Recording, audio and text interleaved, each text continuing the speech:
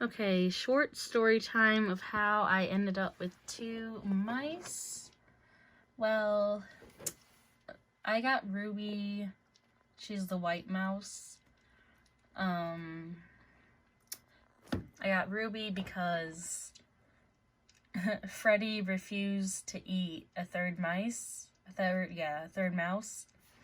So I ended up with Ruby.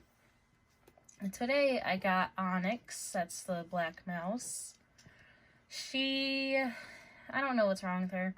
I'm gonna let her adjust to this, but Ruby loves it. I thought I was gonna lose Ruby because she was acting weird, but she pulled through and now I have 2 mice.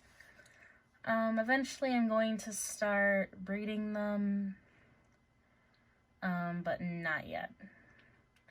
So yeah, just a little quick update on what's going on in my life. I've acquired 2 mice, and hopefully they can be best friends.